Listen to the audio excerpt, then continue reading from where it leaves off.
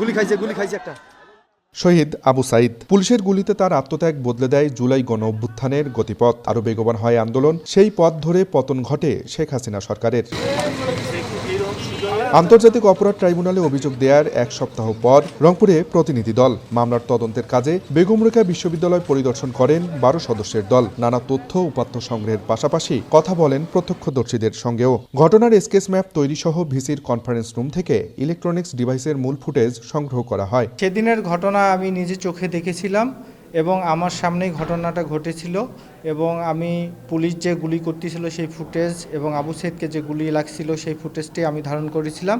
যারা এই হত্যাকাণ্ডের সাথে সংশ্লিষ্ট তাদের সবার যেন সর্বোচ্চ শাস্তি নিশ্চিত করতে পারে। ট্রাইব্যুনালের প্রসিকিউটর জানান, তদন্তে প্রাথমিক সত্যতা পেলেই অভিযোগটি মামলা হিসেবে গ্রহণ করা হবে। আবু সাইদ যেখানে শহীদ হয়েছে সেই স্পট ভিজিটে এবং এখানকার তথ্য উপাত্ত এগুলো সংগ্রহ করার জন্য, প্লাস যারা ভিকটিম এবং ওই সময়ে চাক্ষুষ সাক্ষী ছিলেন তাদের স্টেটমেন্ট নেয়ার জন্য এসেছি। পরিবারের সদস্য ও বেগম রোকেয়া বিশ্ববিদ্যালয়ের উপাচার্য জানান, আবু সাইদ হত্যা মামলার 5 মাস পেরিয়ে গেলেও এখনও আসামিরা ধরাছোঁয়ার বাইরে। প্রত্যাশা করেন আন্তর্জাতিক অপরাধ ট্রাইব্যুনালের মাধ্যমে সুষ্ঠু বিচার নিশ্চিতের। বাংলাদেশের সর্বোচ্চ মহল যদি এই জায়গা থেকে সঠিক বিচার পাওয়া যাবে, ওই জন্যই আমরা ওইখানে অভিযোগ দিয়েছি। এখানকার পিবিআই যে রিপোর্টটা এখন পর্যন্ত দেন নাই, যার পরিপ্রেক্ষিতে কেন দেরি হচ্ছে সেটাও আমরা জানি না।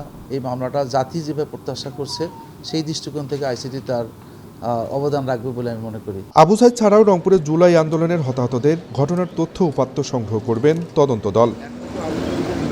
আব্দুর রশিদ জীবন, সময় সংবাদ, রংপুর।